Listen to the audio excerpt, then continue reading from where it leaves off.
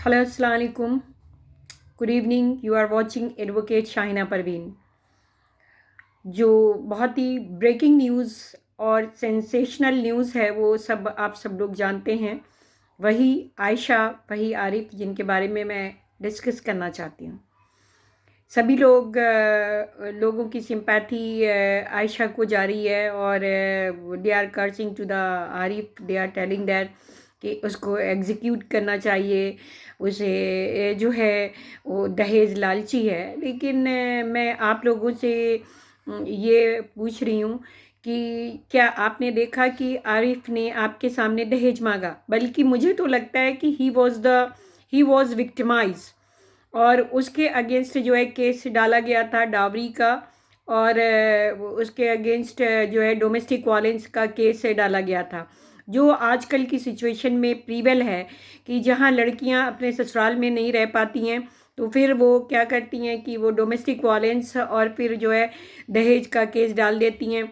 उसमें सास ससुर और हस्बैंड सभी को इन्वॉल्व कर लेती हैं। तो this is the trend and which I know very well and so that I don't want to support to any bad things and which is inappropriate in the society which has been going on।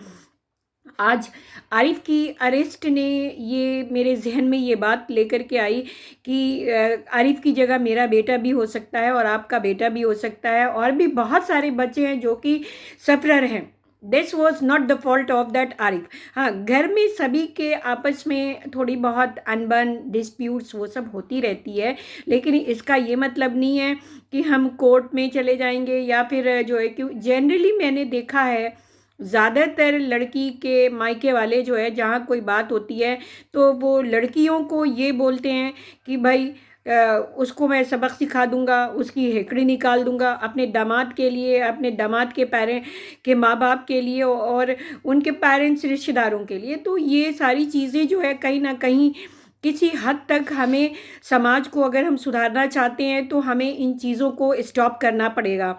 जो parents, लड़कियों के माँ बाप अपनी लड़की को गलत सलाह देते हैं, उन गलत सलाह के वजह से ही ये चीज़ हमें जो देखने को मिली है आयशा की, कि आयशा ने ख़ुदकशी कर ली। वो इतनी कमज़ोर थी कि वो अपनी लड़ाई नहीं झेल पाई। कहीं पे भी उसकी वीडियो में हमें ये देखने को नहीं मिला कि आरिफ ने उसको मारा है या पीटा है या घर से निकाला है।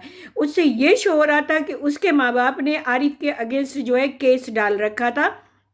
ज़रूरी नहीं है कि डावरी के लिए ही या फिर 1.5 लाख रुपए के लिए ही उन्होंने, हो सकता है उनका एग्रीमेंट शादी के लिए जो भी रहा हो और उसके अकॉर्डिंग उन्होंने नहीं कहा होगा। तो आपस में ये एक जनरल सी चीज़ है। हम घर में भी होते हैं तो हम आपस में एक दूसरे की चीज़ों को क्रिटिसाइज़ करते हैं।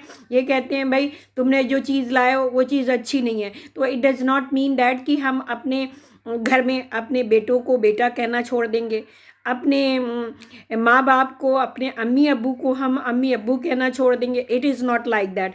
लेकिन जब ससुराल में लड़की जाती है तो अगर सास ससुर भी अगर ज़री सी बात अगर कुछ कहते हैं तो they feel very bad and they start to tell that कि मैं मायके चली जाऊँगी, अपने माँ बाप भाइयों से शिकायत करना, शिकवा शिकायत। तो दिस इज़ नॉट गुड। तो कहीं ना कहीं हमें अपने माशरे को सुधारना पड़ेगा।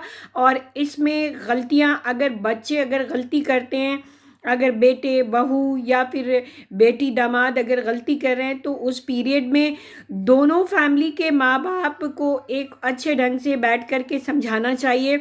और जो है बेटी के माँ बाप को चाहिए कि वो अपने दामाद के ख़िलाफ़ ना बोल करके बेटी को ये समझाएं कि बेटा आप गलत हो और इन चीज़ से कंप्रोमाइज़ करना है। और बेटी अगर बेटा के माँ बाप अगर बहू के लिए अगर समझाते हैं तो उनको ये समझाना चाहिए अपने बेटे को कि बेटा you are the wrong and that you just support to that girl and that who have come and who have left her home and to after marrying with you and she has come and she has settled here। तो मेरे according हमको अपने बच्चों को सबसे पहले इतना मजबूत बनाना पड़ेगा कि इस तरह की खुदकशी ना करें। कहीं ना कहीं आयशा के माँ बाप की गलती थी, स्पेशली मदर की, कि उन्होंने अपनी बेटी को स्ट्रांग नहीं बनाया, अपनी बेटी के को से डिस्कस नहीं किया केस डालने के लिए। क्योंकि वो उनकी वीडियो से हमें पता चलता है कि वो ये कहती है कि आप लोगों ने जो भी केस डाल रखा है, उस केस से हमारा घर जो है बर्बाद हो गया, अब कुछ नहीं हो सकता।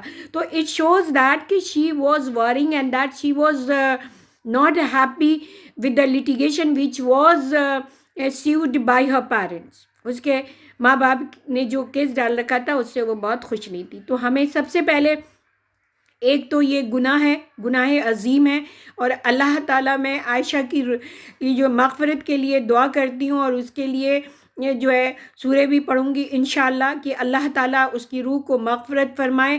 और किसी भी लड़की को इतना कमज़ोर नहीं बनना चाहिए कि वो अपने हस्बैंड से या सास ससुर से अगर लड़ाई होती है तो वो डोमेस्टिक वायलेंस डाल दे, या दहेज का केस डाल दे, या फिर ये कमज़ोर होकर के वो फांसी लगा ले या जहर खा ले। This all things are the wrong. It shows that you are the weaker and your bringing up is not good, that in your bringing up is having certain lackness.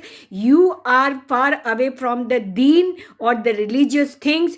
That's why you have done.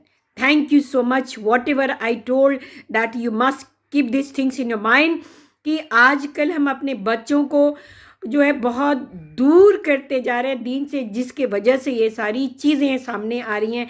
तो इसलिए मैं आप सब लोगों से गुजारिश करती हूँ, लड़के और लड़कियों दोनों के माँ बाप से, कि पहले हम अपने बच्चों को मेंटली तैयार करें, फिज़िकली तैयार करें, तब उनकी शादी करवाएं। ये नहीं कि 22-23 साल में शादी करके उनको समझने की सलाहियत नहीं, आप शादी के बंधन में बांध देते हैं। आप ज़रूर जो इन चीज़ को ध्यान रखें, आप अपने बच्चों की शादी जो है लेट मैरिज करवाइए, क्योंकि तभी वो मेंटली प्रिपेयर हो पाएंगे, तभी वो फिज़िकली प्रिपेयर हो पाएंगे, तभी वो जो बर्डन होता है जो घर परिवार के 2 फैमिली का, वो तभी वो अच्छे ढंग से वो उन बर्डन को, या फिर उनको अच्छे ढंग से बर्डन ना समझ करके एक रिश्ता समझ करके उसको निभाएंगे। नहीं तो फ्यूचर में भी इसी तरह के वाक़यात हमारे सामने आएंगे और हम सब माँ बाप को इन चीज़ों का सामना करना पड़ेगा।